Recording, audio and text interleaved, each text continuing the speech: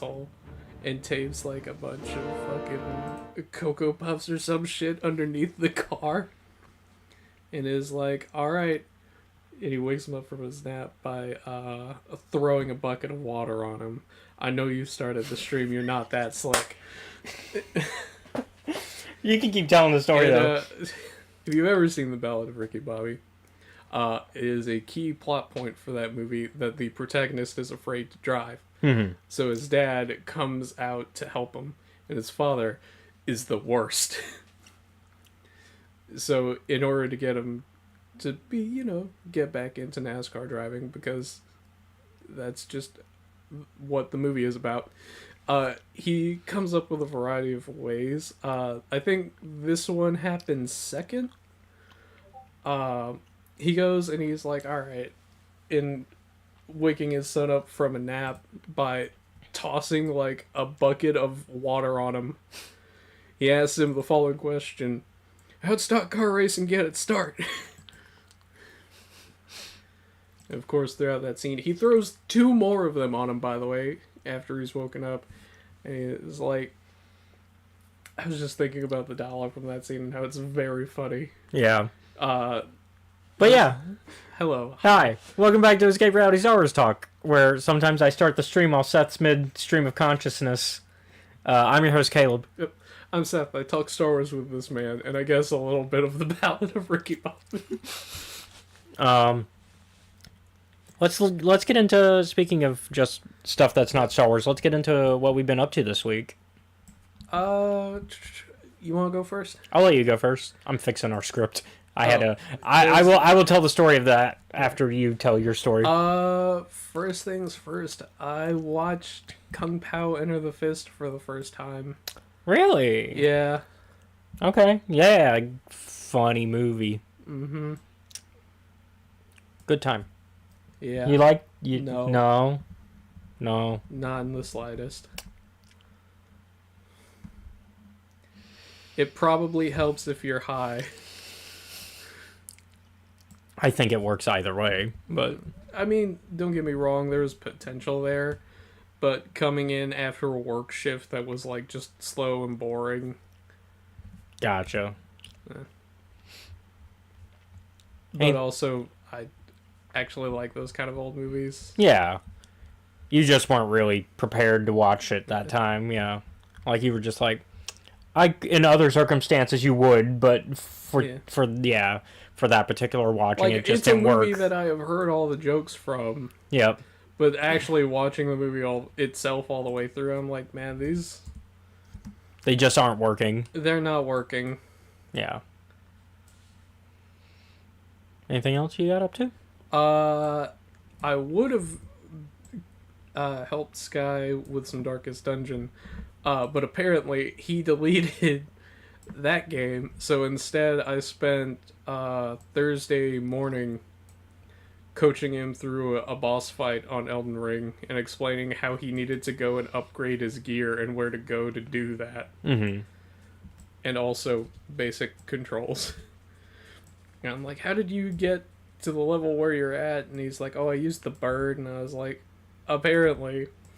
Except I've used the bird trick, and you still have to know things to get to the bird to begin with. You have to know things to get to the bird, but the problem with him only grinding the bird, right, is that he didn't have any experience with fighting the big enemy that he is supposed to fight, or enemies that were bigger than him.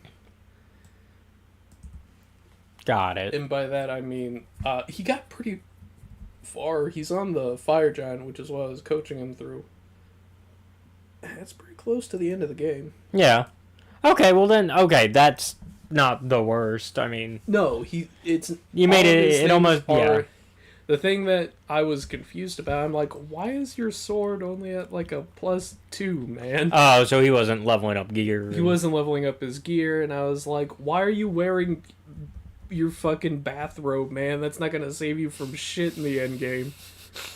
I'm over here like, go get your sword fixed up and put your goddamn armor on. Yeah, like, unless you're one of those who's so good that you can do, like, the Soulsborne no clothes and just a club strategy.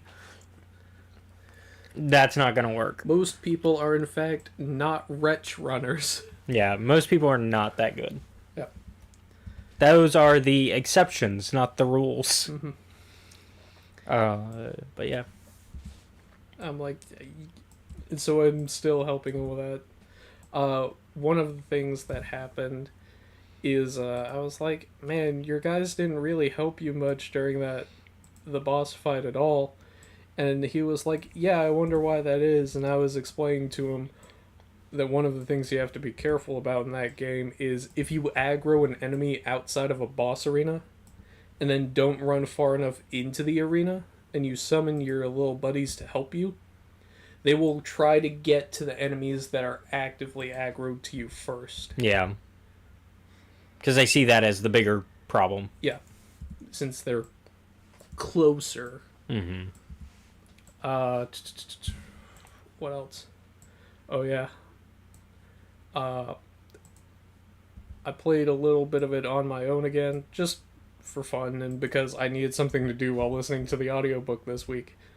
I got jump scared so bad that I just beat a statue to death with my shield on accident. Jeez. Not really an upgraded shield or anything, just a regular shield. Nope. Yeah. Pretty much it? I learned a little bit more about Mage. Okay. So turns out there's like a realm system kind of thing that you can have your characters travel into. Mm-hmm. It's called the Umbra, and there are like 3 different planes: high, medium, low.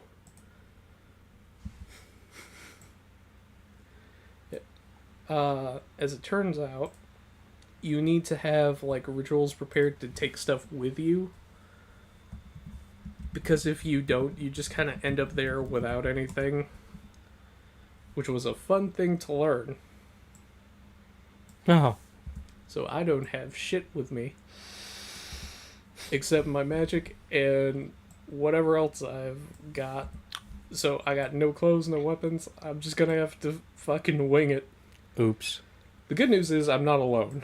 There are like 8 other people. There you go. And they brought their pets. Familiars, whatever you want to call them. Yeah. So hopefully we'll see how that goes. So this is officially the start of the campaign you're joining? Not really. It's a play-by-post one. It's just my first mission out, I guess. Okay. Oh yeah, it's play-by-post. I forget that server. That's all they really do. Yeah. Trying to...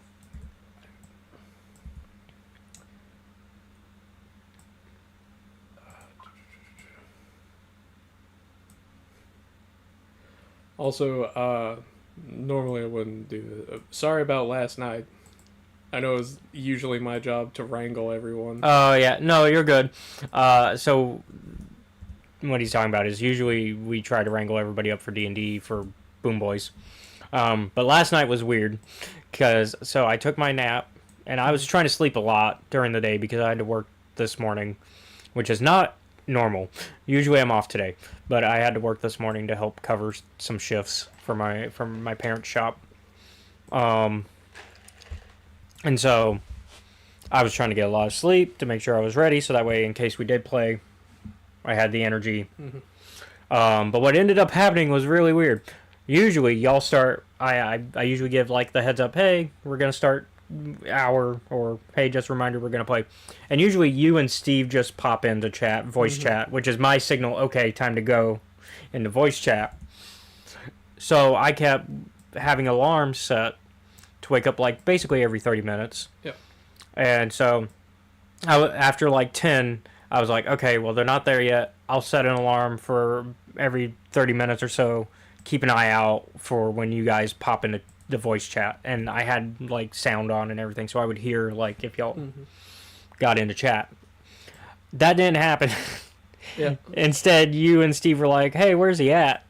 And then you were like, and this was like texting in the server, and then you were like, I'll just call him.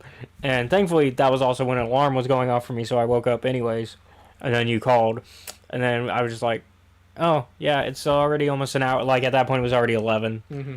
And so I was like, well, it's already almost 11. So this is normally when, because you weren't able to get Drew yet, and nobody had heard from Chris yet. Mm-hmm. And so normally that just means, we'll skip anyways at that point. If we're an hour in and we're missing enough people to just skip. So I was like, well, it's already past that time, so we'll skip anyways. And then I was like, plus, I got to work in the morning. So, which means being up around 4 to 5, because I have to be there at 5:45, usually, when I go in. And so, which today was interesting, because I've never done a Saturday shift. Mm-hmm. And Saturday shifts, the way my parents set it up for whoever's working, usually, it's just one person for their shift. Whereas normally, on normal shifts, like during the week, it's 2 people per shift. I see. Yeah, it was interesting. Interesting good or interesting bad? Just busy. Interesting. Like, basically every time I thought, okay, now I can catch up on this, on like prep cups or stuff like that. Every time I thought I was caught up, nope, more people came in. And they would always come in like 5 or 5. Well, it was like 5 to 6. And so I was like, okay. And so I would take everybody's drinks, orders, and then I'd start doing them 3 at a time, essentially, to get like as many of them done as possible. And then like in between the 3 at a time, if more people walked in, then I'd take those people's orders, and then that way everybody was being helped with as much as I could as one person. But that also meant the person that came in after me was left with a lot of prep cups, and I apologize for that. But also, I couldn't really do much about that. And they're probably used to that, because they usually do Saturday shifts anyways, the person after me. So, they're probably used to that. But, yeah. So a thing I also was reminded of yesterday, actually. Sometimes I forget that I am a big person in terms of like height height, because I don't consider myself tall in the slightest. And the reason I was like, oh yeah, I forgot. I also don't like talk or make a lot of noise when I move around. I forgot that sometimes, being a 6-foot-ish, I think, it's been a while. I don't really care that much about. Yeah.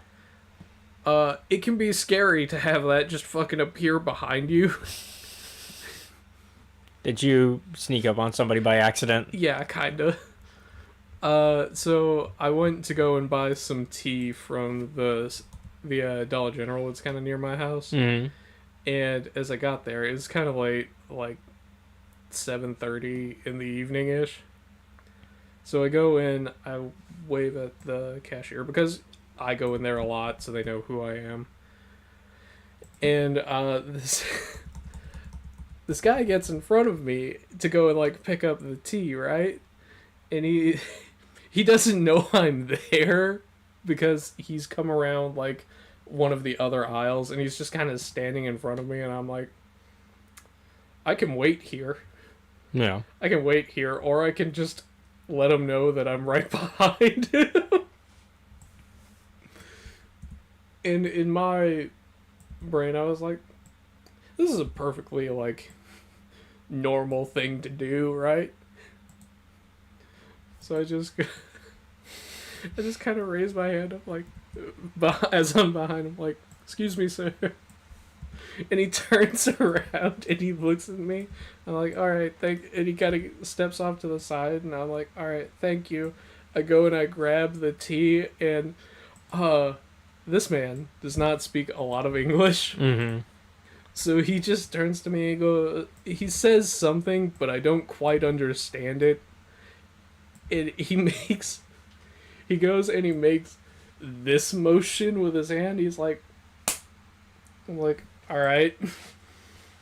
He's like, oh, you're very polite. I'm like, yeah. Okay. So I go and I buy my stuff and I leave.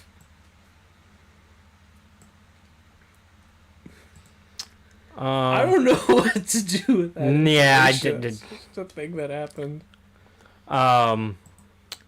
So this week, we watched might be the last our last watch party with Britt for a second. We'll find out.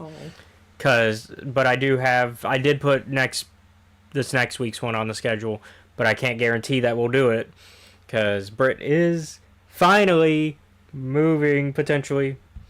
Because they've officially sold their house, so now it's time to find the new house, and basically once they do that, then they'll immediately get moving.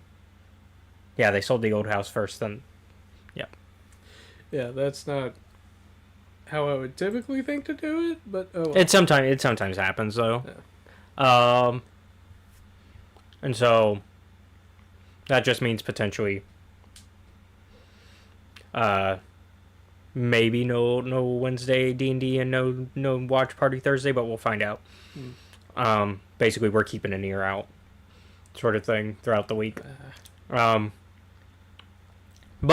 this last time we got to watch Black Butler again, and it had been a minute, so my brain was like, I don't remember everybody and everything, but I remember big parts, and so we were just kind of reminding ourselves, like Britt was reminding me of characters and stuff as we went. And then, like, honestly, this arc was really good. It was the public school arc, the public school private institution. Yep. The reason for that joke is every time they would talk about how, like, the government couldn't get involved with something, and they would go, because it's a private institution, and I was like, and then they would talk about how it's a public school, a private institution. That is literally lines they would say, like, in that way. They would go, it's a public school, a private institution. And in my brain's like, well, you're one or the other. Because that's how public schools... Also, public schools are run and paid for by the government. Whether that's state or federal, depending on the system, right? And so it's just like... Which is even more confusing because it's a British one, which is definitely public school. Because it's supposed to be, it's supposed to take place in England.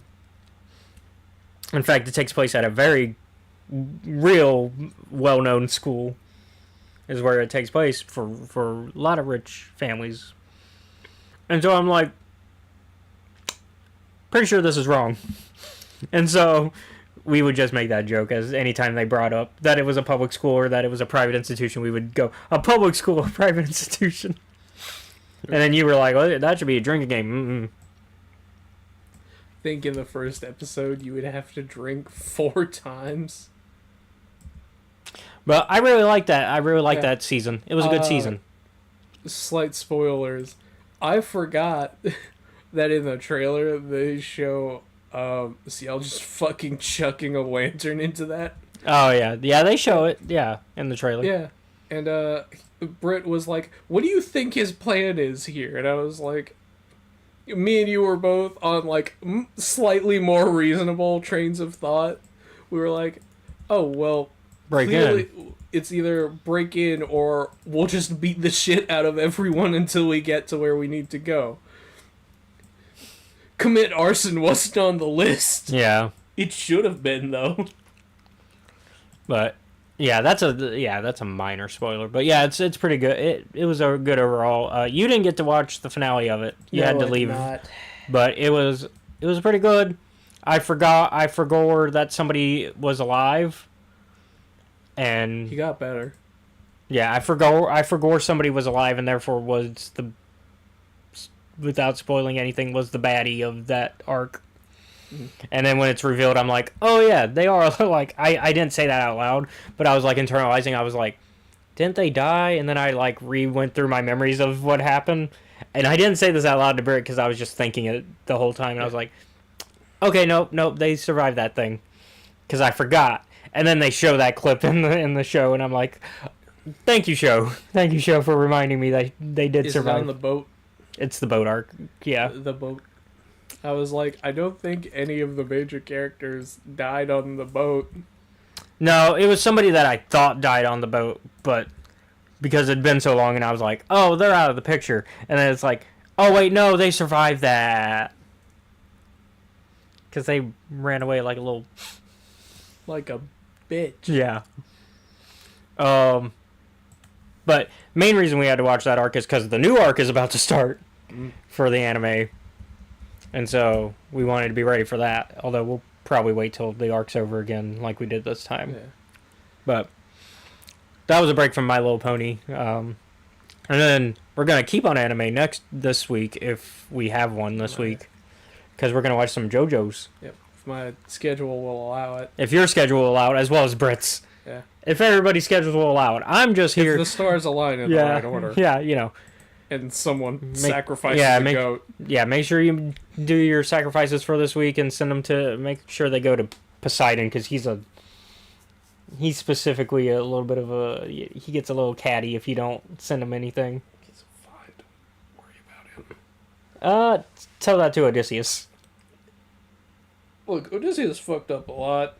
I don't have that level of beef with Poseidon. Also, don't forget, who else? There's another one. There's a classic... Minos.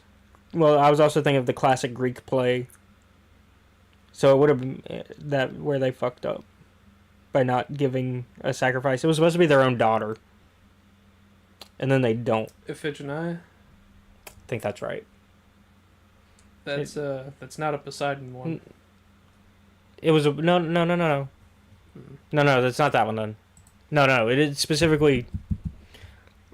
Like the... Obviously not... Because Greek Roman names, but... Greek name... Yeah. Go on.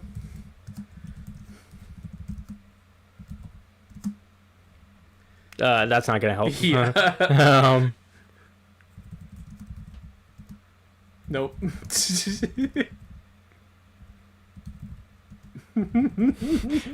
My Google is going to be so confused. Yep, told you. Agamemnon. Agamemnon's not a god anyway. No. I'm saying he's the one who failed to make the sacrifice. Yeah, but it's not to Poseidon. I thought it was... It's Artemis. Is it? Yep. But it was so he could go over the... It's because the wind is the problem, not the water. Oh. It's been a minute since I've read Agamemnon, though, to be fair. Agamemnon is not a title play. Yes, it is. It is not. The name of the I play will is get my Iphigenia. I will get my fucking book and prove it. First, let me get this Pokemon. Alright, get your Pokemon first. Hey, remember how this was a Star Wars podcast? We lied. Hey, Greek mythology has to do with Star Wars. It's connected. I'll give it a pass on that one, yeah. I'll agree with that. Actually, Tacitly. yeah. By the way, I'm operating off of 4 hours of sleep like a fucking lunatic. I forget if the book is in this shelf or the one in my room. I think it's this one.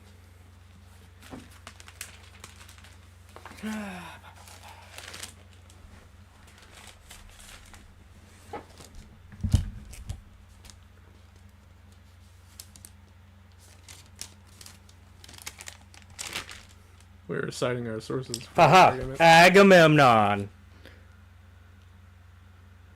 That's the name of the play.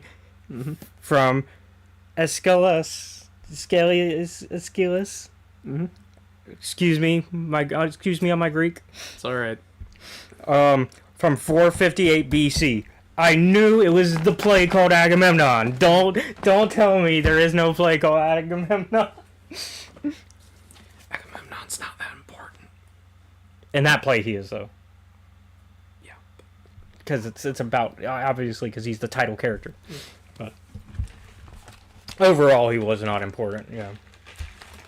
The one problem with Agamemnon is he would be good if he would quit doing things to piss off his own teammates. Yeah. But no, this one actually starts after he failed to do that, because they're like, oh yeah, he didn't sacrifice his daughter, and now we're going out to sea. Hope that goes well. So yeah. Let me double check here on this one. Because you already tried to gaslight me once. I think...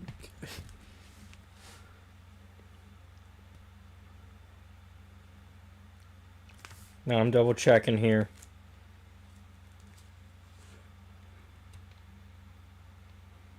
See, the thing about me saying things is I might not always be right.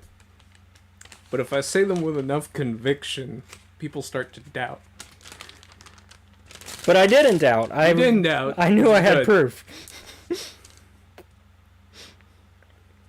The unfortunate part is I'm very stubborn and will make you go and check your answers. I can't find anything about witch god in this, so...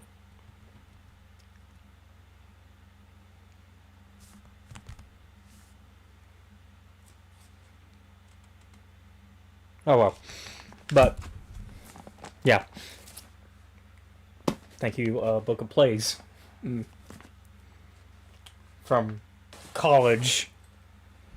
Alright. Anyways. I was talking about our movie nights. Yep. So we're going to do JoJo's next. Whenever we get the chance on that. I'd like to point out that I think so far you've only seen 4 episodes of part 1. If that. I think I've seen more, but... Because I think part 1 has 16 episodes. How Netflix has done them is... Well, no, we can't use that, so I guess we'll be using Hulu. How Netflix has done it is wonky back when they were doing it. But now they... Because they had it, but they didn't have all the episodes.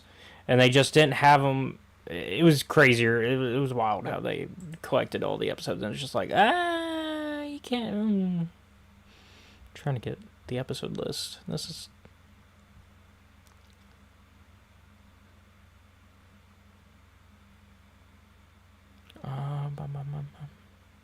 This really doesn't help. The thing is, for me, is I'm not sure if we should watch it in subbed or dubbed for this one. Sub. Or no, dub. Dub for sure, depending on... Just because I know I'm going to need to multitask, probably. Alright. I think I've watched more than that.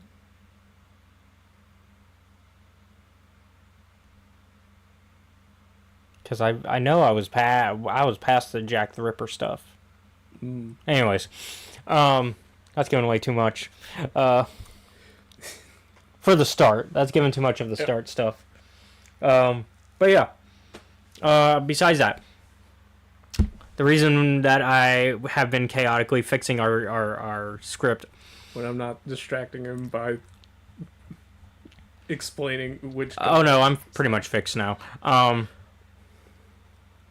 Is because when I uploaded today's TikTok short, YouTube short, whichever you watch it on, my Snapchat, because I'll post it there too, Instagram, I basically, the way I do things sometimes is I'll make the video, and then I'll upload it to TikTok and YouTube from my computer so I can do like a scheduled release. But Instagram, you can't do scheduled releases, or at least I can't. So I have to post it when it's supposed to come out. I have to manually post it. Same thing with Snapchat. Snapchat, I have to manually post, because Snapchat, you can't do scheduled posts either. So, and Lemonade. Lemonade, I feel like I should be able to... Lemonade, I feel like since it's owned by TikTok, I feel like if you post on TikTok, it should just automatically post to Lemonade, but that's a whole nother rant that I'm not going to get into. Mm-hmm. And so those 3 apps in particular, I have to post on when they release manually, which means they have to be on my phone. Mm-hmm. So what I do is I post the video to the Google Drive that we use for Escape Reality Films, and then I have access to that on my phone because I have a Samsung, and so I can just scroll down and go to like a folder rather than having the app. I can just go to a folder that's for my Google Drive, and then I just move the files. What I didn't realize is I had picked multiple files, and one of those was the script, which is also my video production schedule. And so I was looking for that while we were getting ready, because I was like, usually when I pull up like my browser, my web browser, I can just type video production schedule and then it'll send me to the link where my Google Doc is for it. It said it deleted, and I was like, well, I didn't delete it. And then I looked in the trash. I was like, well, it's not in the trash bin. And then I looked online to see if there were answers, and they were like, well, if it's not in the trash bin, get wrecked. Yeah. Essentially. And so I was like, well, crud. And then I remembered that I thought I had seen that 2 files got moved when I moved the short to my phone. And I was like, wait a minute. 2 files were moved. Maybe that was the video production schedule. Because the way moving files works is it takes it off of the Google Drive and onto, because there's move and then there's copy. Mm-hmm. And because you were confused about it when I explained it, and I was like, no, because you're moving the whole thing versus making a copy. Yeah. And so that's what happened, and it became a PDF, and so I had to like copy paste it into a new Google Doc, and now I was like organizing while still keeping track of everything going on and making sure we have our script. Yep. Because things be confusing sometimes. It also keeps track of when we have to talk about Star Wars news, which I think is a good segue into talking about Star Wars news. If you're ready for it. Yeah, man. All right. Well, in our first piece of news, with Celebration right around the corner, fans have been speculating what books will be announced and shown during the event. Obviously, that's something you and I probably would keep an eye out on. But some people have been keeping an eye on listings. Actually looking for listings to see if anything happens to show up, right? On like any book sites where they sell, right? Well, we have a new Darkside novel, apparently, that's on the way. And we even got a title for it. Master of Evil. Mm. Currently set for a November 11th release. We don't have any cover. We don't really know who's writing it. We just know the title and when it's coming out. So, could be interesting. Star Wars Newsnet kind of speculated that maybe it ties into Vader, but it could just be any Sith, because of your Master of Evil Darth line, right, from A New Hope. So, and if it's a Vader book, it could fit with the with it being the anniversary for Revenge of the Sith, right? Because do a tie depending on how soon after Revenge of the Sith the book takes place, if that's what they're doing, because that's assuming that it's a Vader novel. It could be literally any dark side novel. It could be a Plagueis novel. Could be a lot of things. Could be a Palpatine novel. Could be. The possibilities are endless until Celebration actually gives us information on it. We also possibly have a Force Awakens tie-in novel to celebrate the 10-year anniversary, because not only do we have the 30-year for Revenge of the Sith, we got, or the, not 30, the 20th. Sorry, my brain skipped a decade. My brain was like, nope, that's not right. Not only do we have the 20th of Revenge, we have the 10th of Force Awakens this year. And so, that one is we do know it's coming out September 2nd. We know it's it says currently just Force Awakens tie-in novel is what a lot of the listings are showing from what people are finding. And then that one is supposed to be September 2nd. We do have a author attached to that one, Kwame Mbalia. Excuse me if I butchered that, but I think I got it right. Kwame Mbalia. And that they previously wrote the Bib Fortuna short story for Certain Point of View Return of the Jedi. Mm-hmm. So once again, Star Wars loves to pull their authors from the short stories, especially the From a Certain Point of View ones. So I'm excited to see what this author can bring us, some new perspective maybe to The Force Awakens, if it is true that it is a Force Awakens novel. And it's about that time that we should be getting more sequel trilogy tie-ins, I think, in my opinion. Because I think so far Star Wars, the current Lucasfilm heads have kind of failed at doing anything to give us more information about that era. Where outside of the Mandalorian stuff and other TV shows tied into that.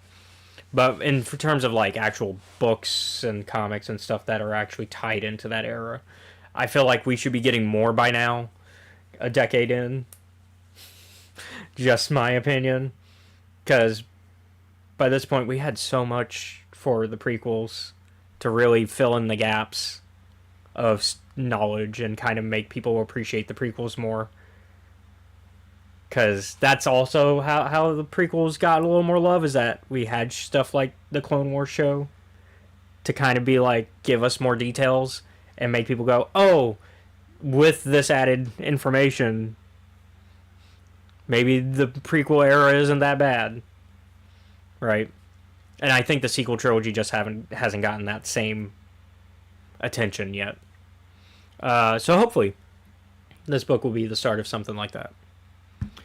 I know you're not the biggest of excited when it comes to that stuff. You're just kind of like, when it comes out, I'll see for myself. I bet is the Seth logic here at the moment. Yeah. Especially because we don't really know anything about them. They're just titles, and in the case of the Force Awakens one, not even that.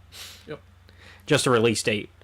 We can jump to gaming news though, because in gaming news, sorry, I'm not as vibrant as usual, but I've already explained that, so I won't be repeating myself. Yeah, Even though potentially we could have new people show up, but Seth is usually a EP guy. It's just that today is especially bad. Yeah.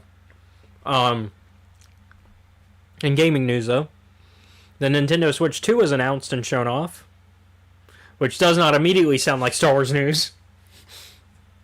Don't worry, there's a follow-up. The reason I bring this up is because Star Wars Outlaws was announced to be porting over to the Nintendo Switch 2 later this year. Currently, the new Switch is coming out June 5th. But with that, there's still no word on the second DLC for Outlaws.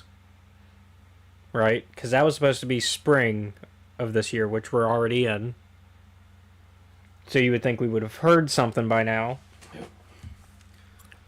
But some are speculating that Ubisoft is being silent because they're going to drop it alongside the Switch 2 versions of Outlaws. Which I think makes sense. It's more incentive to buy that version on if you happen to have a Switch 2. Which you and I discussed off camera, the likelihood of us getting that, which is no. Well, at least for me. I didn't get your opinion on it at the moment, but at least not for the price it's currently being listed. I'm not. Yeah. If it does look nice, and I do like some of the upgrades. I do, going into a little bit gaming side here. I did watch like their video, like their whole thing, right? I like the games that are attached to it.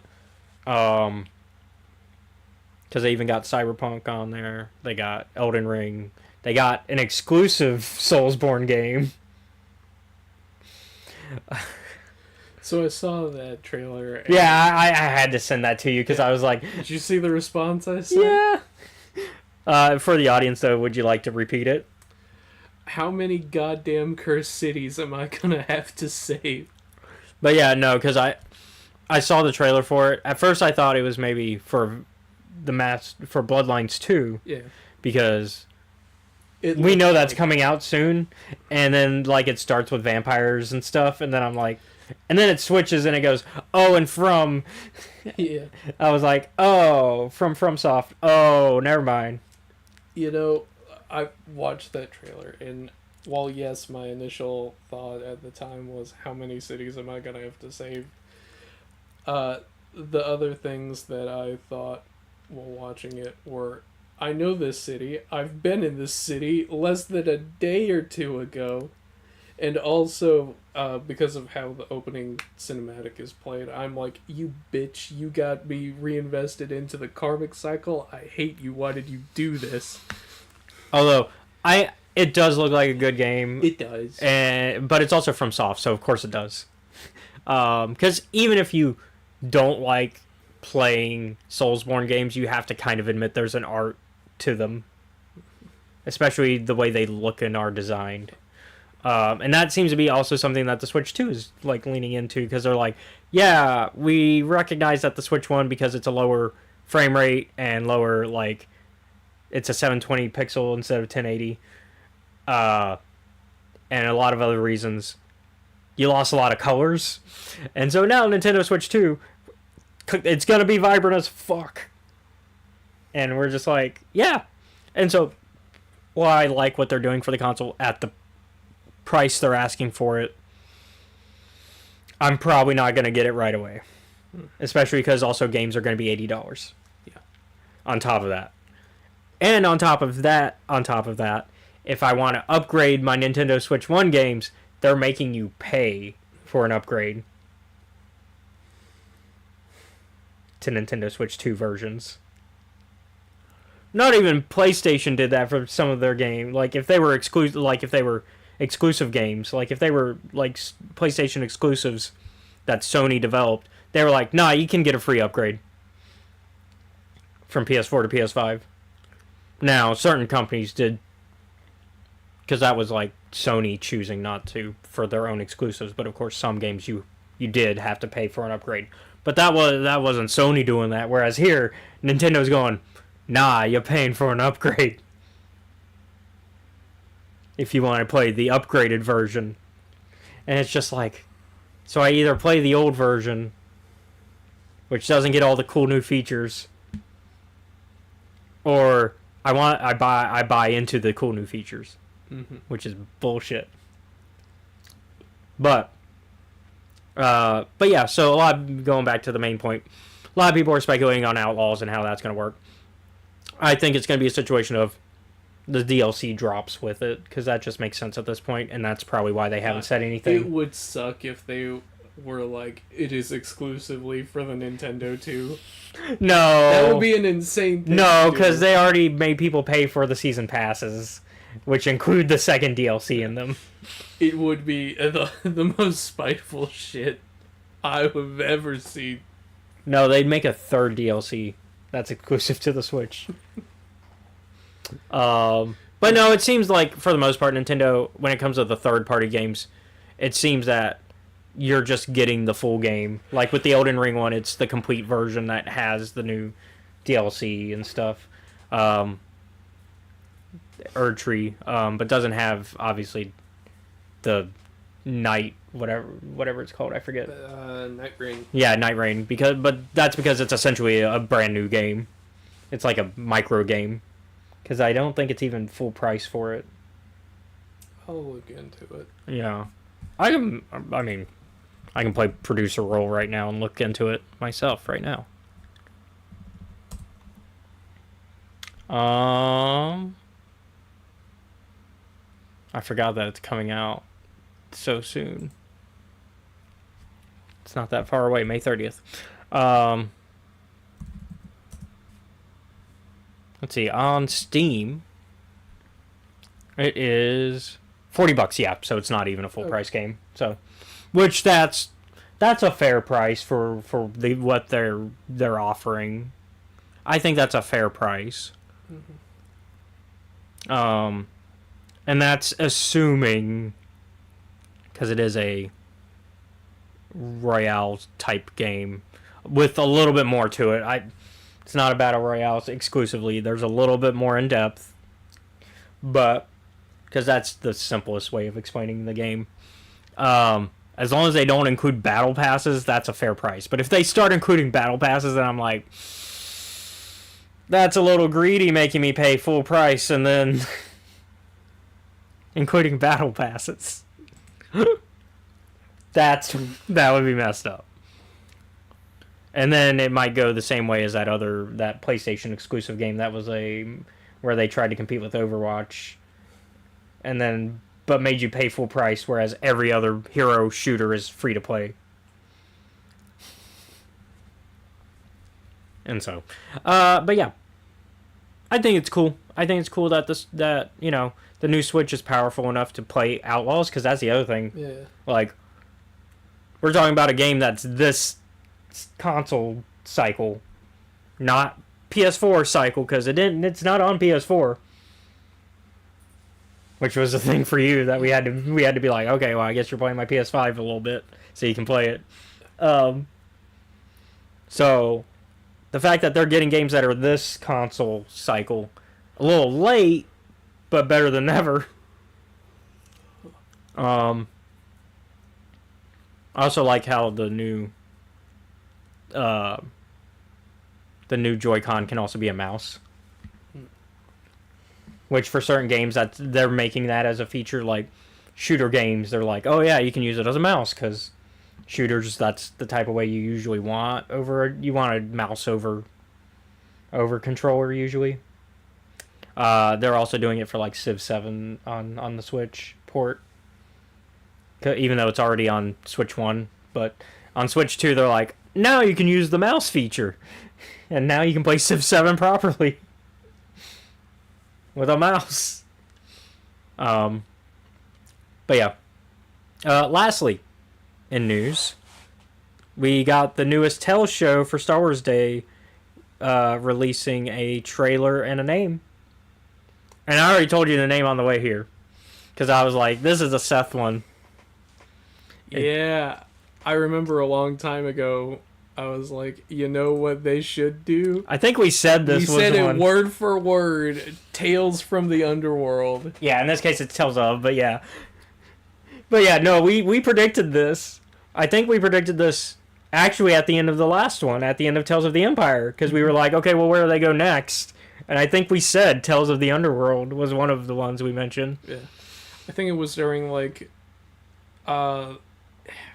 was it after Tales of the Empire was announced, or after we did our review of it? I think it was a little bit in between somewhere. In between. Yeah. I remember Crimson Dawn and the, like, Await the Dawn, and how everyone seemed to be a fucking part of Crimson Dawn from that time. Yeah. To the point of where it became, like, almost a joke. Yeah. Like, it became a meme of, like, oh, they're actually in Crimson Dawn. Yep. But yeah, so see that peanut shop vendor? Fucking Crimson Dawn member, man. The cabbage guy? Crimson Dawn. See that guy over there? Crimson Dawn. Well, what about that guy? No, he's with the Pikes. Don't worry, the Pikes are the criminal beating child. But yeah, so I told you the name, but I did not tell you the characters. So we're gonna watch the trailer together. All right. Just do as I say. Never can be too cautious with strangers out here. Then again, you're no stranger, Lady Ventress. We got a problem here. Just saw him right in.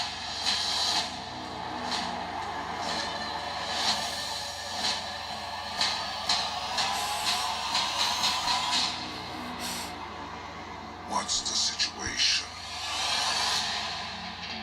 He was your best friend. Things have changed. You took everything from me. Who are you? I was Count Dooku's lead assassin. I don't want that life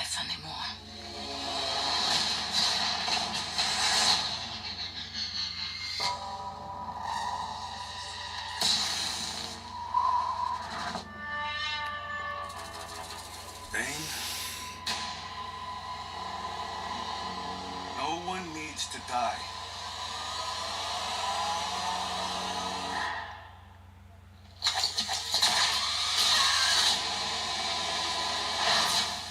Get them.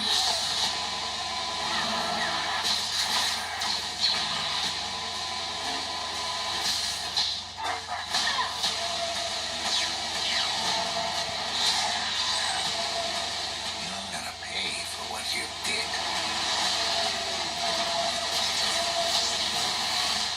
This revenge, I hope it's worth it. It will be.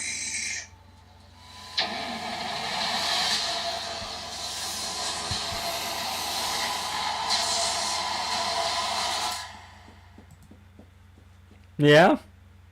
I'm happy. I'm excited. They finally delivered something Seth really wants. Yeah. I got my evil sword lady back and my cowboy. Also of note. Also, for our stream, I don't know if they could hear it because of this. I was tapping my foot in excitement, Yeah. and I think the mic might have picked it up. Of note, it's a Cad Bane without his rebreathers, which means it's before the Clone Wars. At least for a couple, which makes sense because usually they do like a before we see them chronologically, a during events of like during, like maybe two of before the main chronological appearance of them. And then one during the main chronological appearance of them, and then one, like, after. But Bane is dead, so that's going to be an interesting one to have to choose. I will say, when you told me that they were doing Tales from the Underworld in the car, and you were like, I don't know if I should tell you, I was going through, I'm like, okay, who are all the possible characters? I was like, Han Solo, that's an obvious one. Chewie, that's an obvious one. Boba, another obvious one. And I was like, Cad Bane's probably one, but he's dead, so I don't know. I think we might still see Boba, depending on what events of Cad Bane's life they focus on, because Boba is important to Cad Bane's story to a degree. And it's vice versa. Cad is important to Boba's story as well. And maybe this is how they maybe do the training of Boba under Cad storyline that they cut from Clone Wars in one episode. Maybe they just really trim it down to one episode. There's so much they could tell with Cad. Yep.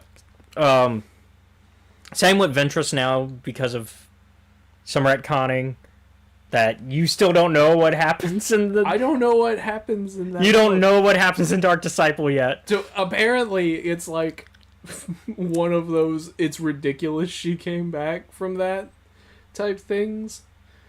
But I don't know, man. I've seen people survive a lot of shit. But of course we already have people that are like, if they don't explain it in this show, it's not that big a deal if they don't explain it. It'd be nice if they do, right? It'd be nice if they acknowledge it, because before the episode of Bad Batch, they even acknowledge, hey, Dark Disciple's still canon. We will explain it eventually. Because they dropped that press announcement when Bad Batch trailer came out, because even then people were like, how do you explain this? And so I've seen one of our mutuals, Chase, forward into the black on TikTok, go, if they don't explain this, I don't want you getting all pissy that the show was bad because they didn't explain it. I'm gonna throw a wild one out here, but nanodroids. I have no idea what happened.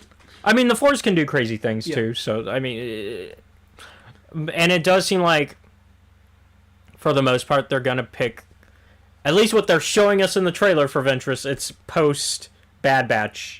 Because we get Yularen, ISB Yularen going, hey, welcome back, essentially. I heard how good you are. The Empire needs you. And if Yularen admits your skill, then... But also Yularen is somebody who can easily admit when somebody is skilled at something. And so I once again though they like to do episodes that focus on multiple parts of their lives. So maybe we do get that explanation. Maybe we don't. Either way, it's exciting. Yep. Either way, this show in general, I like the idea of we get a Star Wars Day show every year, and it's always Tales of, and we get a new rendition of Tales of, and it's always focusing on different aspects. Now the question is, where do they go from here after this? Because they've done Jedi, they've done Empire, they've done Underworld. And Sith counts as Empire, so I guess they can't really do of the Sith.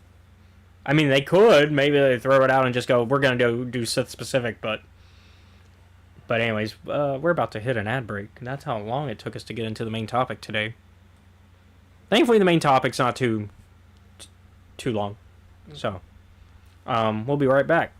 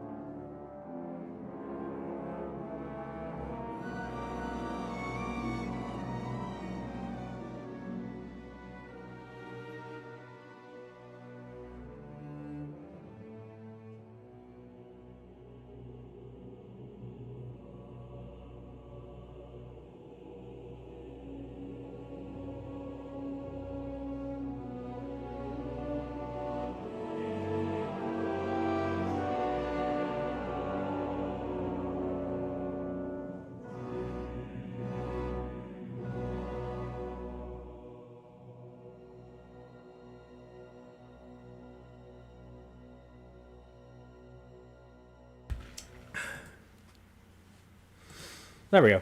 I hit the wrong one. All right, we're back. No, go back to the black screen. They don't get to see. This is no longer an audio visual. Yeah, it's just audio podcast. Just audio. But no, let's go ahead now and start to transfer over into our main topic. Yep. Today, we are talking about the High Republic Haunted Starlight. Spoilers ahead. Yep. I think this is a good follow-up to... I had forgotten some of the characters just because they were introduced in the first one and just the first one. But I did like those characters, and once I remembered, I was like, oh yeah, I like the padawans in this. Oh, I remember last time we had Mr. Habercorn as our narrator, you had some issues with Tep Tep's voice. Yeah, I can't... Still the same, or... I can't remember if I really had an issue with it this time, but yeah. I kind of just went with it, I think, this time around. I like seeing Tep Tep back. Tep Tep, as usual, wanting to find the most peaceful solution to all the issues. Because we get the return of the Drengir as a problem. Yep. Because... Alright, yeah. Yeah, we're just going to jump right into it. The progenitor still being around. Yep. God damn it. And it seems, for the most part, by the end of this story, that the progenitor is not really going to mess with anybody else after this. At least for a long time, right? Because it seems, or at least until they solve... Hit you with the stinger. That's yeah. what they did at the end of this book. Yeah, they did try to be like, oh, but maybe the progenitor does some evil stuff. It's like, eh. They are not heading to where the Republic sent them. No.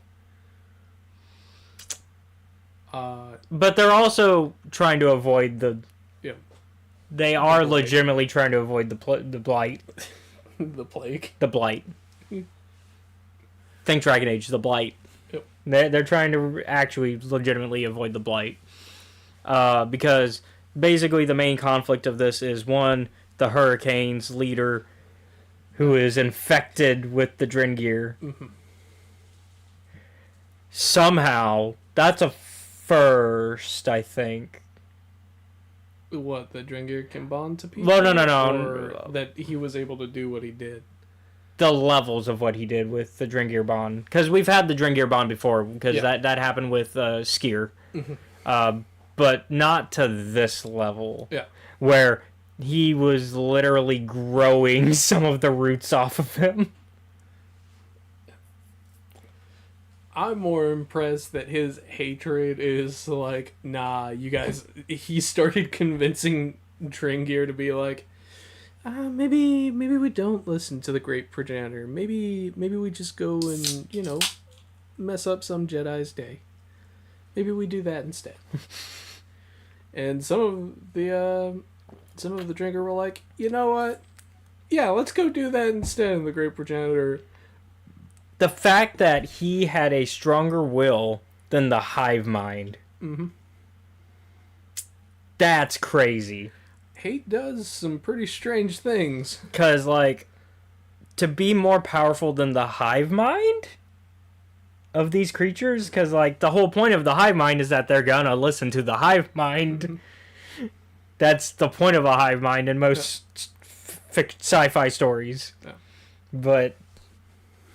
The progenitor is like, you are a poison. We need to get you out of here before shit starts happening. Immediately had to cut off some of her own branches of the Drengir to just go, nope, y'all are already infected. I can't save y'all. They fell in with a bad crowd. That's really what it reads as. Meanwhile, everybody's trying to figure out what's going on, because there's, this tension that is rising the whole time, where they're just we don't know why... Why the hell did the Drengir show up last week? Yeah. That's the big question at the start of the book. Yeah, because they basically ran into town and caused some chaos, and then left. Yeah, after the Padawans freed Master Shalara, I can pull it up. I got you. I think.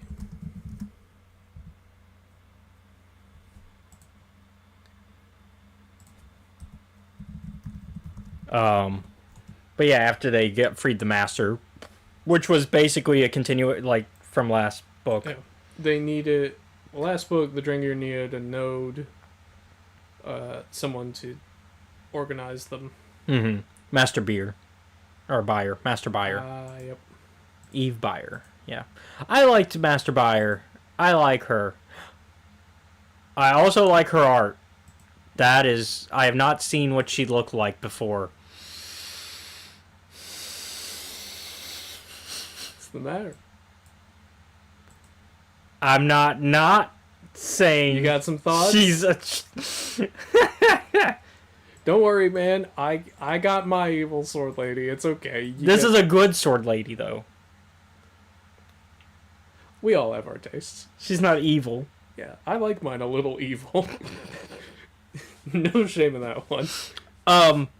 I'm trying to remember the significance of the lightsaber that the pirate gets. Oh, Fido Blick? Yeah, is that specifically a lightsaber we know? No, I don't think so. Okay, because, like, it was so... They kept bringing it up, and but they never really described the lightsaber, so I was like... trying to figure out if the lightsaber was an important character's one, like one that tied... But... I don't think so. I think that the only significance it has is just that it is a lightsaber and therefore a weapon of the Jedi. Yeah, it says unidentified in the Wikipedia. So and I was like, well, I almost thought they would have been like, oh, it was Stellan's or something, and then make us the audience cry. It's like, well, we know where Stellan's lightsaber is. Yeah. Wait, is it with Elzar? Yeah. It's either with Elzar or Vern. Yeah. I think it's with Elzar. But yeah, it's like they're like, Fido Blick is a scumbag who left us to die, and I'm like, not really. Oh yeah. So, as part of their investigation, let's explain that. Yep. They decide to go underwater and go to the Starlight Beacon wreckage and go find everything, right? Yeah. And like look for the signs of progenitor there. Mm-hmm. They find him. Then Fido Blick leaves them to die. To be fair, he was like, I don't know if you died or not. Yeah. He's also like, you got 1 hour. Yeah. Because the tides are going to come in once that happens. Everything's kind of fucked. They got attacked by a sea monster on the way there. You know, Star Wars has to Star Wars a little bit. Yeah. Gotta have your monsters in Star Wars. Yeah. I really like this. They were giving Fido Blick shit, and I'm like, no, you don't. You're children, which is why I'm gonna let this slide. If you were an adult, I wouldn't. Except didn't Bayer also give him a little bit of Yeah, but Bayer, I understand why Bayer did. However, I'm like, look, man, he gave you an hour. Y'all didn't call. You didn't do anything. So for as much he knew, you fuckers were dead. Look, pirate's gonna pirate. Pirate's got a pirate, man.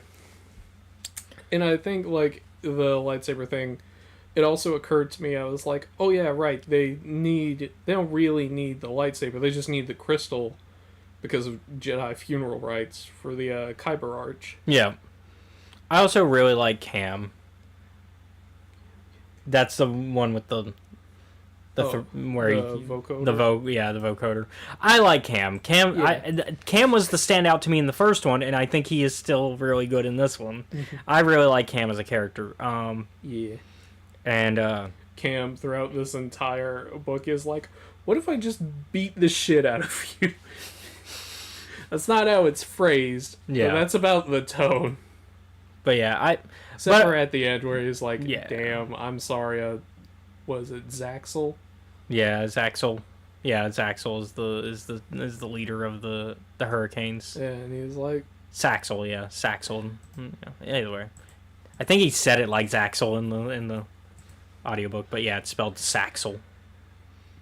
And he's like, I'm sorry that you only know how to, like, live as a nihil. Yeah, I'm sorry your life sucks. Yeah. Essentially.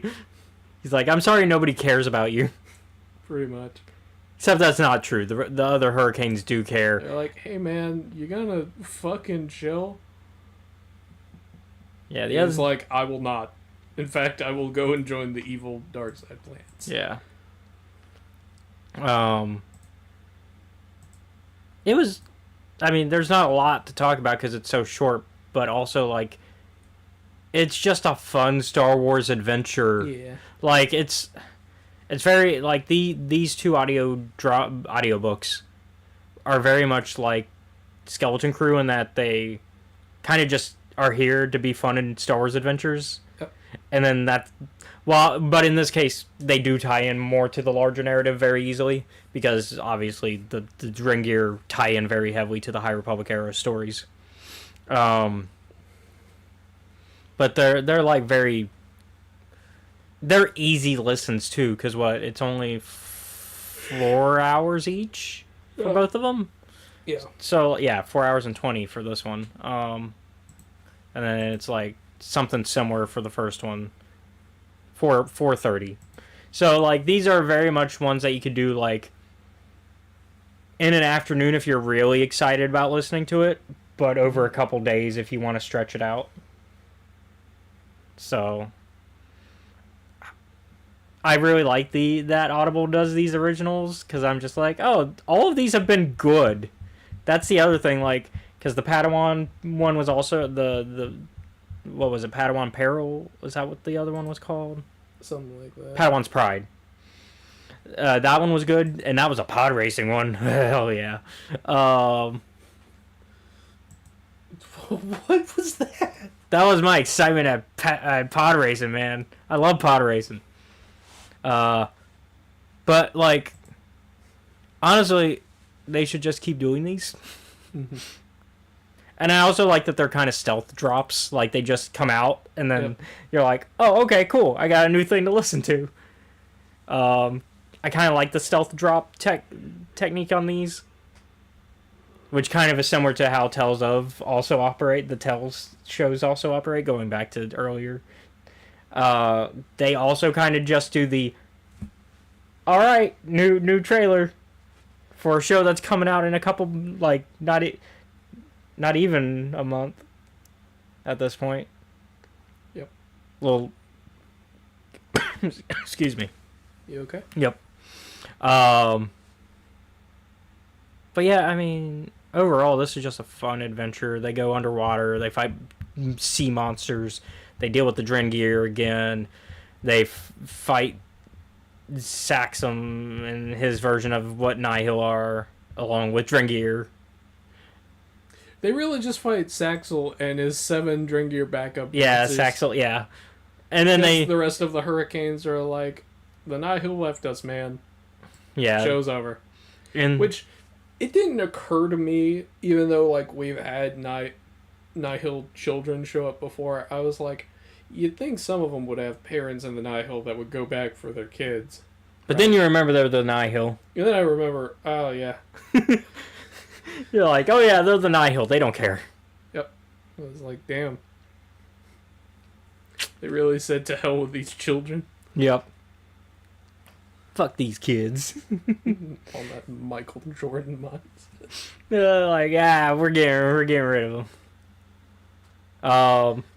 Also, Eiram seems to just not be as important to him anymore, which is the crazy, like, because it seemed that it was very important to them before, and now they're just like, nah, we're gonna leave it to these kids, and we're not even gonna check in on them. Eiram, Arono. What the fuck happened to Arono, actually? I think it's kind of just chill too. Like, we just haven't had anything important happening there since. Yeah, but they're like right next to each other, which is weird. Yeah, it's just they haven't had anything as wild happening lately. Also, and plus Eiram is in the OZ, I think, right?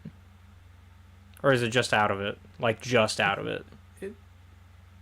I think it's just out of it. Okay. Because it is an Outer Rim world, so that's why I'm like, is it in there, or is it just barely out of it?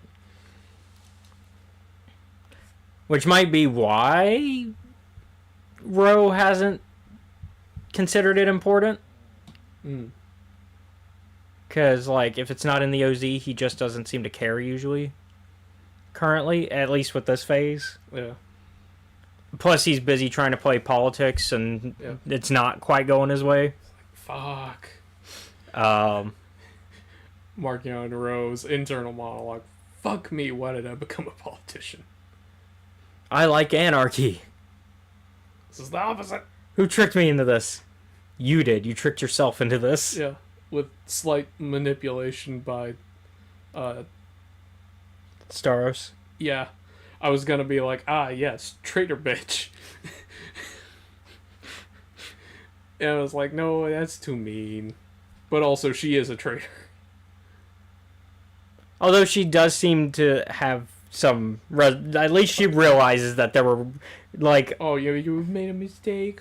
At least she recognizes it, though, right? Like, there's some people that would not even... I don't know, man. Like, some people would double down. She's at least gone, you know what? No, I fucked up. But also... And I would say her manipulations of Markion are actually doing more to help the Republic than hurt it.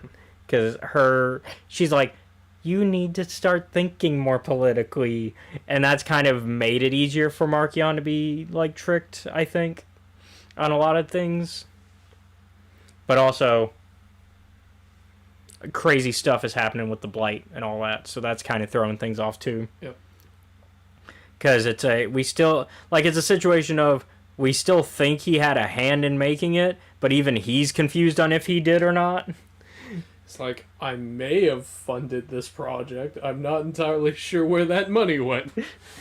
He's like, I don't know if I made this a problem or not, and now I need help with it.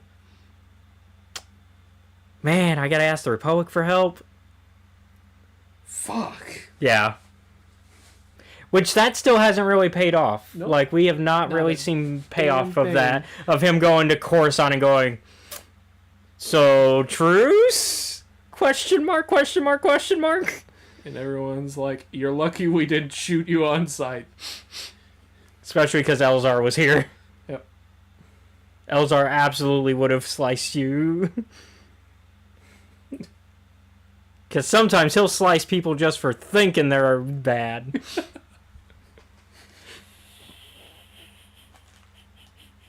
Leave my man alone. That was a bad situation. Your Elzar man alone? God damn it. I fucked up. I walked right into it. Look, I can tee that up. he's still better than Anakin. At least once again, he's a man who could admit he's flawed and is willing to try to put the work in.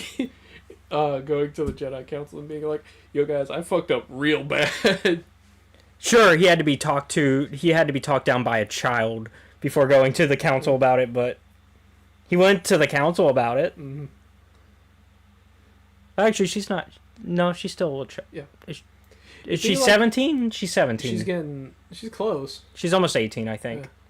Yeah. I mean, she is technically a knight, so They're, well... Not quite peers. Yeah, because he's a master. Because he's now a Jedi Master. Yeah.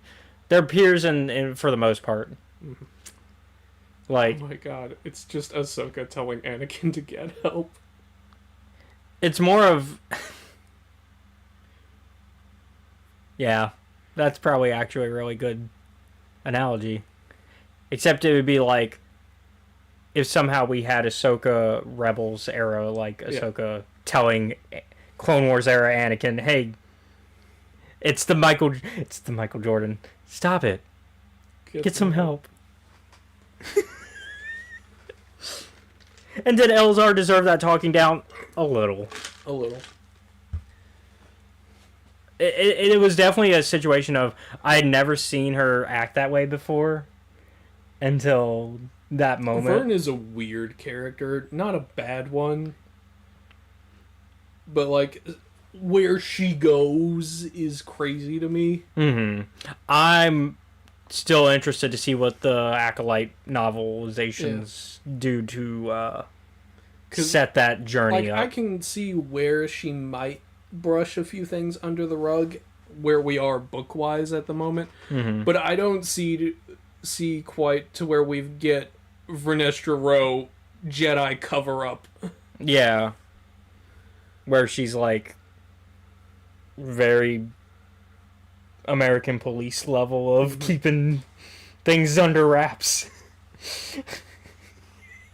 I have some issues with your policies, Miss Vernestra. But also, I kind of don't disagree with what she was doing in The Acolyte. It's a weird situation where I don't entirely disagree with what she was doing. Because also that there was that politician that was like trying to force more Republic interference with the Order, which kind of we know is the big issue in the prequel era, is once that happens, that kind of makes the Jedi a lot more manipulative. Easy to manipulate. Yeah, easy to manipulate, yeah. Manipulatable, I guess. Yeah. Yeah, I was trying to think if that was a word or not. Manipulatable, yeah. Because once they're more intertwined with the Republic, then it becomes, it's for the good of the Republic that you go into the Clone Wars. Meanwhile, in the High Republic, fuck off. Yeah. Or you got Elzar, who's like willing to work with the Republic, but on like on a situational basis, where it's just like, yeah, we can work on that, but that, no, we gotta. Yeah. Some things have to, Elzar, man. Sometimes internal affairs has to handle things. And then we've got like the on top of that, though, we have the situation of the Guardian protocols, which are like brought up. They were brought up not last week or the week before when we were when we were doing the Adventures comics, because they brought that up. They were like, oh yeah, it's a good thing we have our actual lightsabers. And one of the kids is like, we shouldn't be using those. And he's like, but they wouldn't give them to us if they didn't want us to use them. Yeah. And it's like, yeah, but also we only have them because Guardian protocols. Yeah, well, those are in effect, so let's go. Yeah. And I think this is a case where the Guardian protocols is fine. Yep. It is being used for its intended purpose. Although I think its true intended purpose is for if the Sith ever came back. Yeah. But the Nihil / Marchion Ro, I think, are a big enough problem to where it's like, okay, we actually have to speed things up a little bit more than we would like. And I think also, while yes,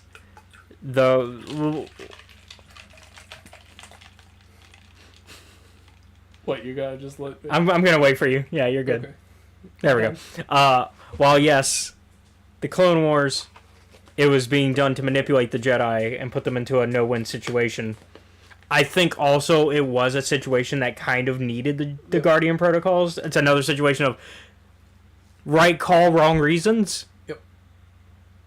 Because Palpatine's the one that pushes for them. And because that's the other thing people forget. Because people always go, why did the Jedi do child soldiers for the Clone Wars? Because they didn't. Palpatine did. Read Brotherhood. Yeah. For that reason, and also because it's a good book. But read Brotherhood. Yeah, and then read... I'm starting to get the Obi-Wan in Brotherhood hair.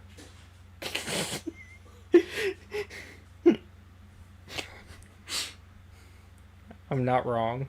No, you're not.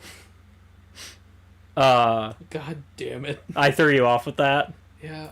But... And then read, I don't know, Mask of Shadows or whatever the one Mothma is. Oh, yeah. Mask of Fear. Yeah. But this one, going back to our main topic, though. Honestly, both of these have been good. I'd say listen to both of them. Yeah. You can get them done in like a week, really. Yep. I think I finished this in like 2-3 days, this one. And so... and plus, if you like if you like anime, you'll at least get to hear Todd Haberkorn. Because I know he's in a lot of anime, and I know that he's a decently popular VA. Not the most popular anime VA, but I know he's a decently popular one.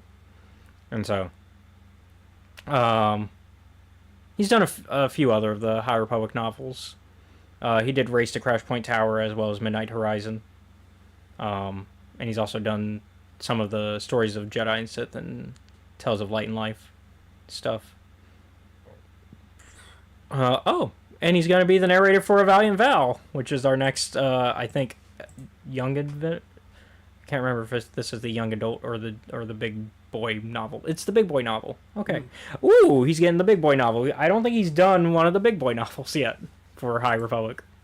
So, he did Beware the Nameless as well as Escape from Valo. So, they've been keeping Todd busy with the High Republic audiobooks. And then of course he was also in Squadrons apparently. I don't remember who he was in Squadrons.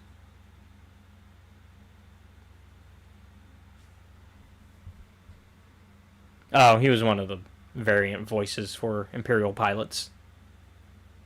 Okay. Anyways, can't really think of anything else major in the book that I want to cover. You know what? Shout out to Master Buyer for reconnecting with the Drengir progenitor. Yes. Because Tip I'll admit it. I'm bitch made. I would not do that shit ever again if I went through what she did. Yeah. Well, on top of that, Tep was willing to sacrifice because Tep's like, Master Buyer's been such a good example, so of course I'm gonna follow her lead. And Buyer's like, not this time. You're not. I am the adult here. I will be making the sacrifice play. You are a child. Yep. And so, yeah, because once again, Tep just can't help herself when it comes to helping animals and plant life. Which, admirable quality in a Jedi, reminding us that this is supposed to be like the best of Jedi, like in their prime. Like, other era Jedi would not. Anakin would never. Let's be honest, Anakin would have just been cutting the progenitor up. Yeah. And called it a day. Mm-hmm. Which would not have entirely solved the problem. But yeah. They offer their spaceship because they realize, okay, yes, the progenitor sees this as an actual threat. Yeah. This isn't just some lie. Yeah. And they get into a discussion of like why the blight is such a threat from the Drengir, and they're like, and the conclusion that they come to is like, well, since we're humanoids, most of us can evacuate pretty easily. The Drengir as plants cannot. Yeah, they're kind of rooted here. They are a bit stationary. Yeah. So, it's definitely a situation for them, unfortunately. So they offer their spaceship, and they're like, well, we don't see a blight problem in the near future, so you can have our ship, and because like originally they were gonna call a ship and wait for it, but the progenitor was like, no, that'll take too long. And so, because they were gonna go through like the proper channels of like getting a ship to a spaceport through the city, but progenitor was like, no, I need to leave now. Because like they think it's like a threat that's there essentially, mainly because like you said, it's an issue of we can't just leave like you guys can. We gotta not without any assistance. Yeah. And so they were like, okay, well then just take our ship. You can leave now. They're like, all right. It still takes a couple days to prep, but like nothing. It would have been longer. It would have been like they were thinking like weeks if they had gone through the processes. In addition, like no guarantee of how slowed down the current Arami. Yeah, like the government. The mayor. Yeah, because the government seems to be slowed down, partially because of Saxel's little attack on the city, but that didn't help. Yeah. That didn't help, but it was already bad beforehand. And so... actually, all the Jedi are like, God damn it. Yeah, they kind of hate... of the book. They kind of hate the red tape at the start. They're just like, this red tape sucks. This is bullshit. But yeah, so they're just like, we can call for Coruscant to send us another ship. Yeah. Like, we can just wait. Which tells me something's gonna happen to Eiram. I think something's gonna happen to Eiram pretty soon. If they're leaving us off with, and now we wait for a ship to come back. Yeah, because that's gonna go exactly to plan. Yay. Maybe not. No. It's Star Wars. You know it's not gonna. You know something's gonna happen now that they've said it. They've said out loud, oh yeah, we'll be fine. You can't do that in Star Wars. Yep. Never ever. And so. Need to just have a piece of wood to knock on. Yeah. Sorry, all plastic and metal around here. And more plastic. No wood. But yeah, so they well, the wood floor, I guess, and the chair. You get the wood chair. I got a plastic chair. But yeah, we also get the stinger at the end, like you said. Drengir is like, oh, there's one potential person on this ship. Don't send us to Flores or the Flower or wherever we're supposed to go. Take us to Bungie. Which means probably Edge of Balance is going to tie into what's going on here. Which I don't... Progenitor, that's a bad idea. If you want to avoid the Blight, you're going to the wrong place. It's not... Hold on. Is it Bungie? I'll double check. I don't think it's Bungie. Yeah. There's already Drengir there. Yeah, there's already some... Well, not a lot. Not a lot, but they're already there, so they would know not to go there. Yeah. Enough... Yeah, because I was going to say, there's so much Blight there. Awful place There's for them to go. an absurd amount of Blight there. Be the worst place to go. I'm looking at planets that were mentioned in this. Locations. Sheik, that's where they're going. Oh. Poor Wookiees. Yep. God damn it. Actually, no, I think that fits because... Like, it does fit for the Drengir to go there. Actually, I don't think they'll mess with the Wookiees. And the reason I say that is because I remember that the Drengir basically just lived there in canon like years and years later. Because you forget about the much further down surface of Kashyyyk. Oh, yeah, shit. Because the Wookiees don't live on the surface. They live up in the trees. And they do that because the surface is called the Shadowlands. Mm. And that's a bad place. I mean, if you name it the Shadowlands, I guess you could assume it's a bad place. But yeah, there's the elephant graveyard, too. You're never to go there, Simba. Immediately goes there. But no, the Shadowlands... That's why you can't tell kids not to go places. But yeah, because the Shadowlands is where all the creepy crawlies live. We got to see it in Fallen Order. Within canon. But yeah. Woo, we're passing the yawn back and forth. I think we might have seen the last of the Drengir for the High Republic, maybe. Can we get rid of a problem just this once? I think because we're getting close to the end. Yeah. So we need to start focusing on the Nihil and Marchion Rose specifically. And like how we're gonna deal with that. And there's so many plot points that we know have to be brought up because of other comics that have gone, oh yeah, you remember this thing that we haven't seen yet? So here's my question. Do you think old Marky Mark is gonna be killed or imprisoned?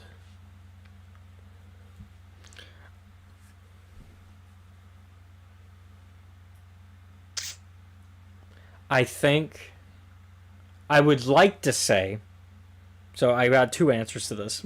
I would like to say imprisoned, right? Yeah. Because this is supposed to be the height of the Jedi, and this is supposed to be them at their best doing what's right for the galaxy. And I think, while on the surface it would be very Batman Joker, oh, you should just kill him, but I think Markion should just go to prison to like, for the Jedi to be justified and show that they are still at their height, right? Yeah. But the cynic in me, who has been watching these books unfold and kind of knows, I mean, we know where the Jedi have to end up within the narrative. I think somebody's going to kill him. It's going to be a Jedi.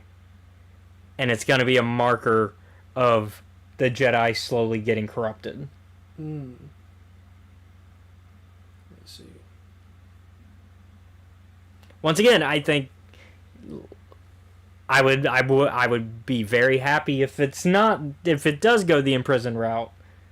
But I also have the markings are on the wall where it's there, where it's just like the bright neon sign of Jedi have to be corrupted.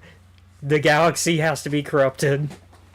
Because we're watching the end of the High Republic unfold. I mean, the Acolyte is truly the end of the High Republic, but we're... The way that I'm thinking about it, right, is not from a, like, from a narrative point of view. Like in world, I'm thinking about it, I'm like, you gotta kill Markion. You cannot let him live. I also don't think anybody would... The part that's going to be even worse about it is I think we as an audience should see this as a bad thing. That's how it's going to probably go down. I don't think anybody in world will. Yep. I think whoever kills Markion is going to be seen as a hero. I don't think that person will think of themselves as a hero, though. Whoever does it. Which they might leave that to Elzar. Maybe. But Elzar's already had so many throws to almost falling to the dark side. I almost feel like they won't for that specific reason. I almost want it to be Vernestra. It would make sense. I want it to be Vernestra only because then that path to the Acolyte makes so much more sense. I'm glad we're kind of on the same track of thought with that. Because usually these discussions we are other sides, but... Because I can't see Wreath doing it. No. I can't see Ram doing it. I can't see a lot of characters doing it because they all have their own shit to deal with. Mm-hmm. And a lot of them aren't even really dealing directly with the whole Markion stuff. A lot of them are out in the Outer Rim. Mm-hmm. And so, like... And I don't think the last battle is going to take place on the Outer Rim. Yeah. I also can't see a lot of people in the... It's not that I don't think people in the RDC or, like, the Republic... Oh, I think they definitely have the ability to do it. Yeah. It's just I just don't think that's how it's going to work. Yeah, I think on a narrative end it's kind of weak if it's one of them. Yeah. And this writing team has been too strong for them to pull that. Like, it wouldn't be a Pika or Joss doing it. It's gonna be a Jedi. Yeah. I was like, Alina's not the type of character to, like, just sick her tigers on him. Maybe after he's already dead, but not beforehand. You know what? If I imagine that it's gonna be like, congratulations, we've got Markion Rowe in prison, and Vernestra's just gonna fucking shank him in an alleyway. I don't know if it'll be that. I think it'll be during battle. That would make more sense. But I can see, like, a world where that happens and Vernestra's like, alright, he's dead. I'm never gonna tell anyone about this. And once again, that leads us to Acolyte Vern, which... Because we gotta get there somehow. We gotta get to Crooked Cop Vern. We went from, like, the cleanest cop to the dirtiest one. Yeah. Jedi corruption, speedrun, any %. Exactly. And so, I kind of like the idea that it might be Vern, but also I'm not gonna overhype that idea in my head because that can be also dangerous as a reader. You don't want It's fine to have theories, but you need to be willing to let those theories be wrong. Otherwise, you're gonna be disappointed, no matter what. Even if they do your theory, you will find a way to be disappointed at that point.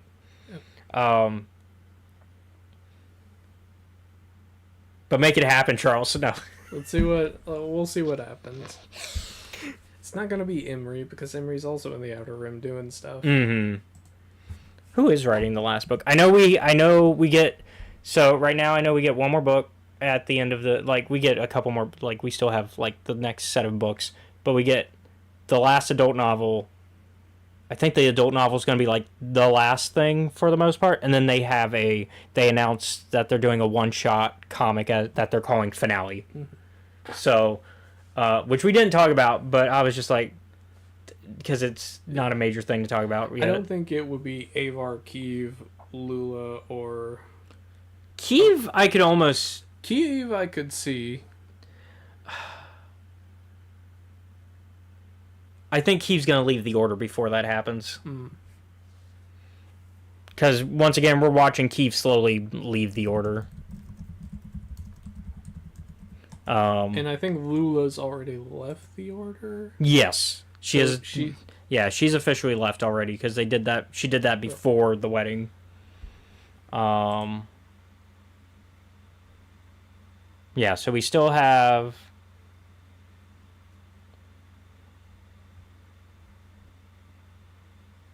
Yeah. So we still have a... Oh, yeah, Into the Light came out this week. So we have Into the Light. All right. We have A Valiant Vow. We have... And then they're ending with the adult... Yeah, for the novels, they're ending with the adult novel, Trials of the Jedi, in June. And then I think, as far as comics go... We still have sorry, I'm getting thrown off on certain comics and books that are not officially part of I'm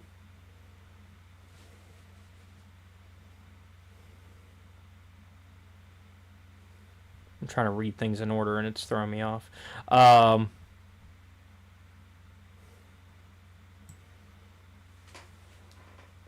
Phase 1, Phase 2, Phase 3. Where's Angle at? I want. Oh yeah, we still have not gotten the last part of the finish their fucking. Yeah, did they cancel the Blade comic part 2? Because we were supposed to get a part 2 to that, and we never did. Man, I want my fucking. But on top of that, we're still getting Tales from the Occlusion Zone shorts, which I think those are almost done based on. Yeah, it looks like so far at least... Yeah, so 2 more stories for that. And then, of course, we have the High Republic comic series, which kind of sort of ended. But then we've had, follow-up comics that have been coming out. For some reason, this thing that is supposed to organize all the comics and stuff, it's not organized anymore. Wikipedia, fix your shit. Well.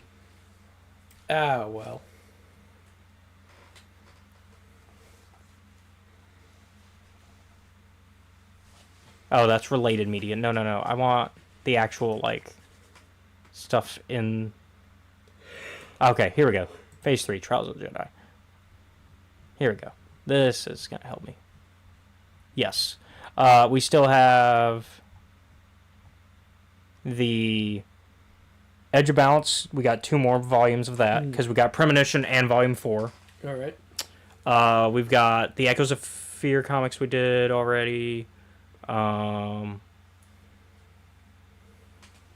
We still have the rest of what's going on with the Battle of Iriadu, now that that's actually in effect. We have the Trials of the Jedi. Yeah, I said Trials of the Jedi. Mm-hmm. Fear of the Jedi comic, which is kind of like the sequel to the main line comic. We have the Rest of Adventures, which doesn't end until June as well. It's actually the last thing, because it's after Trials of the Jedi. Because Tales from the Occlusion Zone end after Trials of the Jedi, and so does High Republic Adventures. And then we're supposed to get a comic that's just finale, the High Republic finale. That's what it's called.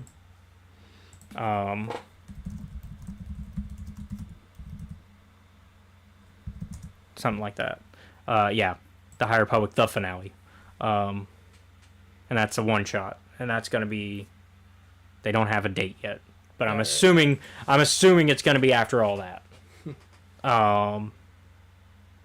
Which makes sense because it's the finale. But then, of course, we're getting Acolyte stuff as well, because we're supposed to get Wayseeker this next month. Hey, Pixie. Hello. You're kind of catching the tail end here as we're kind of like just talking about stuff in the future. Yeah, so next month we're supposed to get Wayseeker, which will give us some Vern content. And then I hope you've had a good day though. And then we're supposed to get the Crystal Crown. Oh, you were playing a game, were you? Probably playing with Zach. Yeah. You zoned it. No, you good. But we're supposed to get the Crystal Crown, which is supposed to focus on Jackie and Yord. Okay. And that's July, which will be after all of this is over, I think. Yeah, that's pretty much, it's going to be after all this is over. So, because the last thing currently scheduled is in June. So. Oh, man. Only 2 more months of High Republic content. It's almost over. I'm too tired to react. But as for today's topic, what do you give Haunted Starlight? I'm gonna be nice, and I'm gonna give it a really high one. I'm gonna give it a 9. Okay. I kind of give it an 8. I'm kind of with you. It's really good. I don't know about 9, but I'm thinking 8. Yeah. So you get a 9 because I'm tired. Pixie said, so real, Seth. I also be too tired sometimes. Yeah. But yeah, and so I'm tired, but I feel like being nice, so I'll give it a 9. But yeah, like I said, I recommend it. I recommend both. They're both really good audiobooks. They're quick listens. Todd Habercorn reads them. What more do you need? But yeah, thank you all for watching today's episode of Escape Reality Star Wars Talk. I've been your host, Caleb. Be sure to like, comment, follow, subscribe to us. You can find us at Escape Reality Films on YouTube, Twitch, Kick, TikTok, and Blue Sky.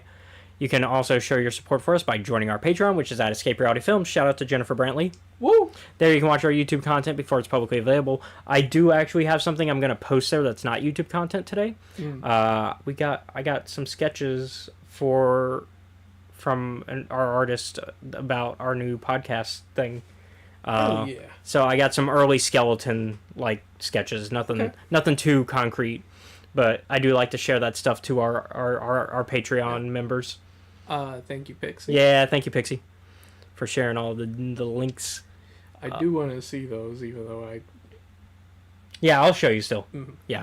I'll have to put you, me, and Britt into a private one where I can just... Because I don't want to put it in the Discord publicly yet. But yeah. Also be sure to check out our Discord, which is also linked wherever you're watching. Pixie linked it for y'all if you're in Twitch. But if you're on YouTube, it's down below. It's in the doobly-doo. As they used to say a lot on YouTube, a lot of people I watch, they would call it the doobly-doo. And then I'm tempted to lean into the mic and just be like, here's what that actually means, but I'm not going to. It means they should know what it means. It's down below. You can see it. It's in the description. Yeah. I'm never doing that again. That was some ASMR Seth moment.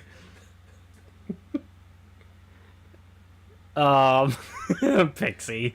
But yeah, also, like I said, we do movie nights. God damn it. Seth, I'm gonna need more ASMR. Tell y'all what. We get to 10,000 subscribers in the next, I don't know, 3 years, and I will do a fucking half hour. You'll do a half-hour ASMR? Yeah, I'll do a half hour ASMR. All right. Pixie, clip that. If we get you said 3,000? I said 10,000. 10,000, okay. In 3 years. If we get 10,000 in 3 years, Seth will... Oh, great. Now you can fucking take a... She can do it now. Son of a bitch. That's going to be the clip for next week on TikTok, by the way. God damn. Why did I say 10,000? Well, 10,000 is actually a pretty high Yeah, that's a number. high number. But now they're motivated. Now they're motivated. Our fan base is motivated now. You've given them a reason. And God damn it. And so, but yeah, join our Discord community where we do also fun things. We do D&D sometimes. Yep. You're allowed to listen in, just mute your mic. Yeah, just be respectful. That's all we ask. But you can always type in chat too, because sometimes we will react to whatever you say if it's funny. We also do Discord movie nights. Thursdays, although that is up in the air currently because one of our main other hosts, she is busy moving, hopefully. Mm-hmm. So that is up in the air, and that we're playing by ear. For now, we're assuming it's a go, and we're basically going to assume they're a go until they're not. And I'll make an announcement if they get pulled back. But yeah, shout out to Pixie. Yeah. I hit the wrong button. Was it shift instead of enter? No, I just highlighted the wrong. I was highlighted on the wrong page at the time. She's gonna threaten me for shouting out, but she's awesome. She definitely helps. Turkey? That's a knife. It looks like a turkey to me. That's a knife. It says danger level. I think it's just a turkey. Have you never seen things killing? They can be dangerous. No. I feel like that should be a Discord movie night. But that's a Halloween or Thanksgiving. Well, set you know one. what? I'm not scared of a turkey or a knife. The only thing that can truly threaten me is bears. That is also true. But yeah, so am I missing anything else? Because we keep getting thrown off. I think that's everything. Yeah. But yeah, shout out to Pixie. She's awesome. She helps out here a lot. She's also always here. She's gonna get a bear for you. All right. I Um, guess. And also, I like to edit. I edit her videos on her YouTube, which is also Pixie Nixie, where her and Zach play games, and I edit and make fun of them, and they make fun of me, and it's a good time. Yep. And sometimes I'll hang around in the live ones and explain tarot cards. Yep. Seth, speaking of other friends. Bi-weekly, every Sunday, you can catch some friends of ours over at the Steam_Dungeon from 5 to 7 Central Standard Time on YouTube. I think I nailed it. Yeah, you did. You got it. I should. Because we've done it for Done it 60 fucking times. just about, yeah. Once again, though, thank you all for watching. Join us next week as we discuss Seth's favorite thing, Young Jedi Adventures Season 2. How do you convince me to do this? Because Season 1 was good. Yeah. I've I spoken. know. Y'all be safe out there.